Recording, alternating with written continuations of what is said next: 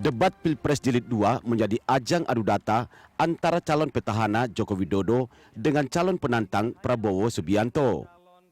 Juru bicara Tim Kampanye Nasional Jokowi Maruf, Aceh Hasan Satsili menyatakan salah satu isu andalan Jokowi dalam debat Jilid 2 adalah bidang infrastruktur, di mana lebih dari 4 tahun Jokowi telah meletakkan paradigma pembangunan Indonesia sentris, yakni membangun infrastruktur di seluruh pelosok Indonesia, di perbatasan, di kawasan pinggiran, di pulau terdepan, maupun di kawasan terisolir.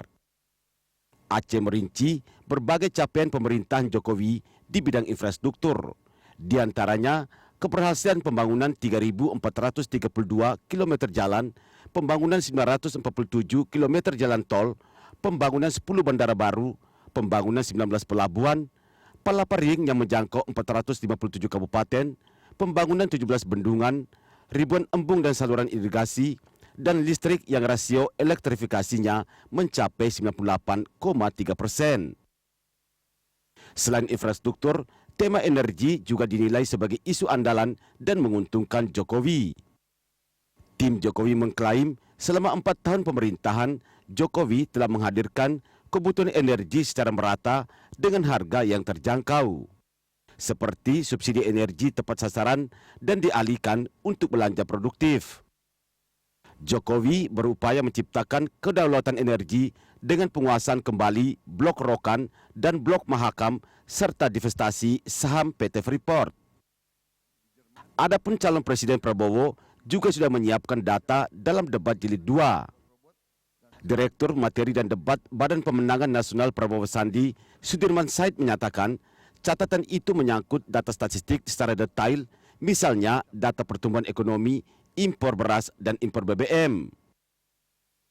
Adapun soal infrastruktur, Sudirman Said menyebutkan ada catatan sejumlah kebijakan pemerintah di bidang infrastruktur yang tidak efisien, seperti pembangunan proyek Light Rail Transit atau LRT Palembang, LRT Jabodebek, dan pembangunan kereta api Trans Sulawesi. Tim Liputan, Berita 1, Jakarta. Adu data di debat capres, itulah topik dialog kita di pagi hari ini, dan untuk membahasnya telah hadir di studio peneliti senior Lembaga Ilmu Pengetahuan Indonesia atau LIPI, Hermawan Sulistyo, dan kita juga nanti akan terhubung dengan jubir dari BPN Didi Rawali Samsudin dan juga jubir dari TKN. Nanti akan ada Aceh Hasan Satsili, dan kami juga mengundang Anda pemirsa untuk bergabung bersama kami dengan menghubungi nomor telepon yang ada di layar televisi Anda. Mas Kiki, terima kasih banyak sudah hadir bersama kami di dialog pagi hari ini. Ini agak sedikit batuk, jadi nanti dimaklumi ya pemirsa ya.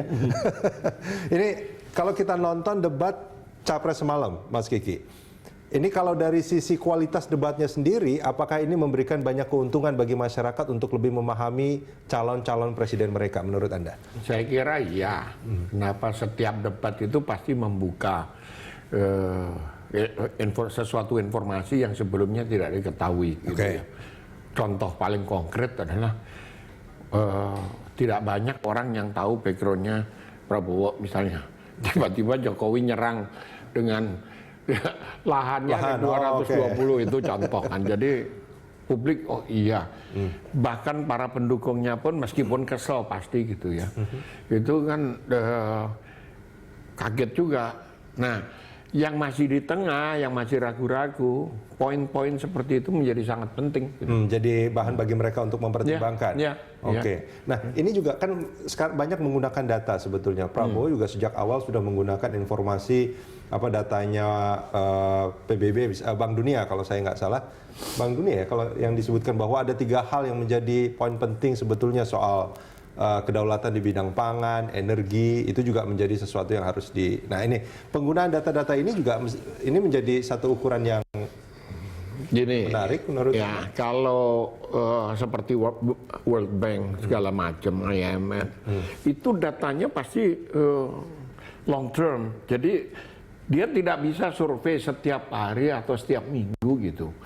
Nah, sementara data yang digunakan Jokowi sudah pasti hampir real time gitu. Kenapa? Informasi dari menteri-menterinya dari seluruh daerah dengan cepat bisa dikumpulkan. Jadi kalau menggunakan data-data dalam satu range waktu yang lebih panjang, meskipun itu akurat, Tapi tidak update. Iya, tidak update. Itu juga poin lemah. Jadi dengan mudah dihajar, data Anda obsolete. Ini datanya sudah sekian, ini infrastruktur ini misalnya. Meskipun data-data yang digunakan sama Pak Jokowi juga sebetulnya banyak dikritisi juga. Iya. Kenapa? Yang paling parah menurut saya adalah data statistik untuk pertanian yang diserang oleh Jokowi gitu. Nah, semua tahu bahwa apa yang disampaikan presiden itu adalah laporan menterinya gitu. Padahal laporan menterinya kita semua tahu itu banyak yang bohong gitu. Dari awal kan menterinya udah janji nih nggak akan ada impor, nggak ada. Lah kalau impor untuk nambah stok nasional kan dari awal aja begitu. Gitu. Ini kan tidak. Gagal lalu dicari cara menghindar, hampir aja blunder itu.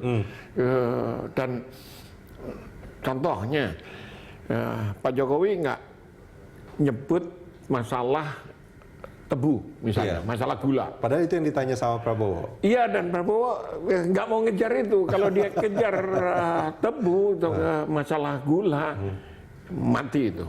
Kenapa? Ada disparitas teks masuk antara 5% sampai 15%. Hanya masalah kantor yang berbeda antara BKPM dan Menperin. Gitu. Terus Menteri Perdagangan. Nah, lalu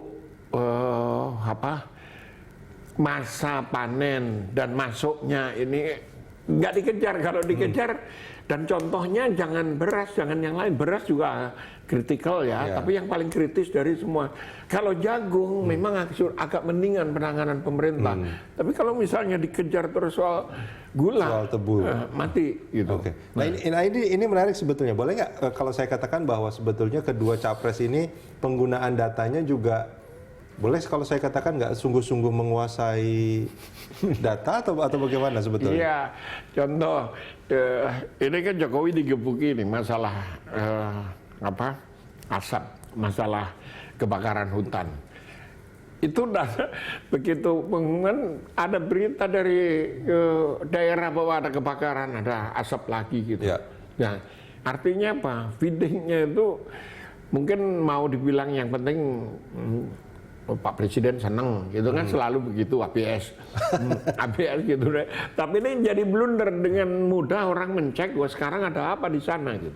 Nah, di sisi yang lain kalau kita lihat datanya dia kuasai betul. Ini data siapa maksudnya? Jokowi. Terutama infrastruktur itu sampai sekian kilo, sekian ini, kumbung sekian, segala macam gitu. Tapi ngegasnya di data-data yang benar itu tidak maksimal gitu. Prabowo. Jokowi juga tidak maksimal. Jokowi juga tidak maksimal. Tapi bagi publik itu cukup mencerahkan lah gitu. Kalau Prabowo nggak, data yang paling parah adalah unicorn. Kenapa?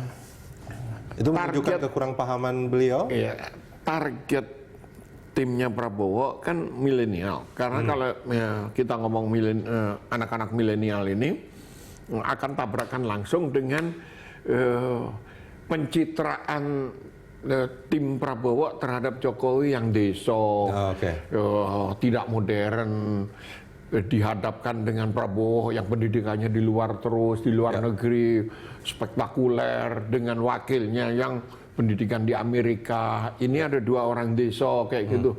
Tiba-tiba ngomong unicorn, Prabowo-nya yang nggak tahu. Itu saya kira dampaknya sangat besar terutama kepada milenial. Anak-anak milenial. Mas Kiki, kita juga sudah terhubung bersama juru bicara Badan Pemenangan Nasional kubu Prabowo Subianto, Didi Irawadi Samsudin. Mas Didi, selamat pagi, Mas.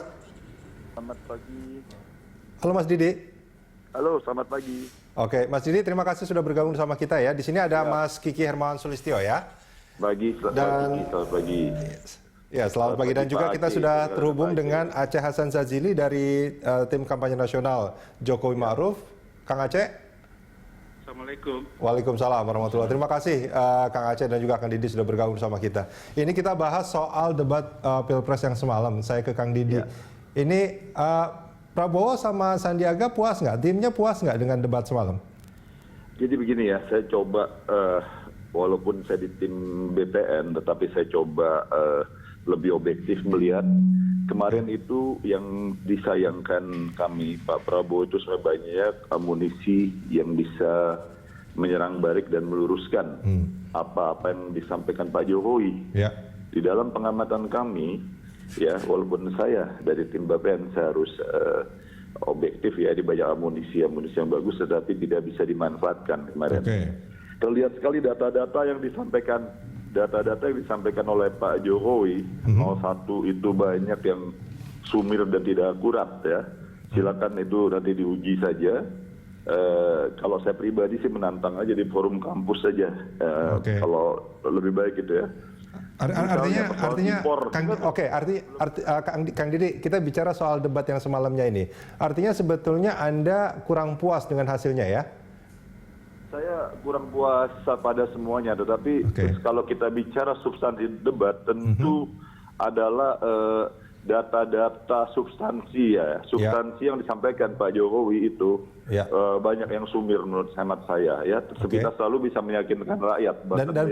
Dan Prabowo tidak bisa memanfaatkan itu ya? Lihat ya, bukan ada persoalan mungkin persoalan waktu dan sebagainya ya. Banyak yang masih bisa dikembangkan lagi. Sebagai contoh, data soal impor jagung yang kata Pak Jokowi 180.000 ton. Padahal di dalam semester 1 tahun ini saja udah 330.000 ton ya. Tahun 2018 maksud saya.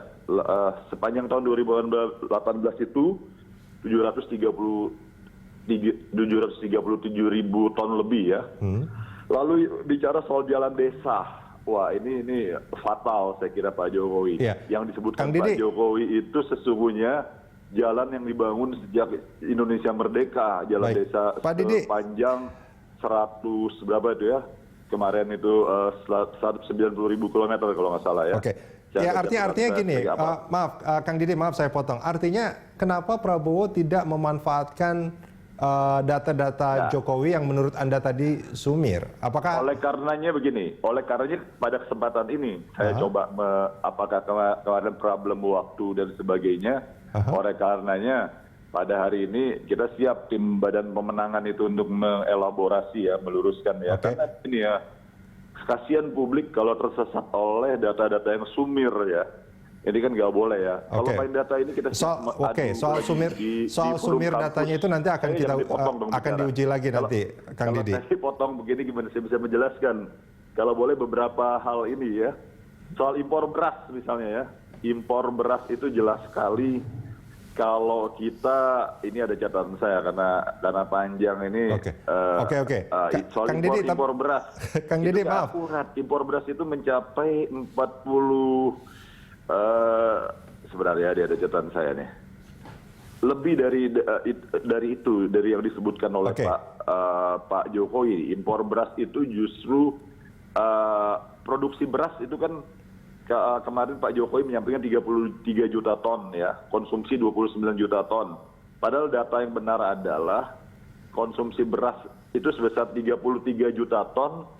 Sementara produksi plus impor 46,5 juta ton. Ya, tapi faktanya surplus. Baik. Kalau Anda keliling ke daerah itu betapa keluhan petani. Paling nggak di dapil pertanian ya.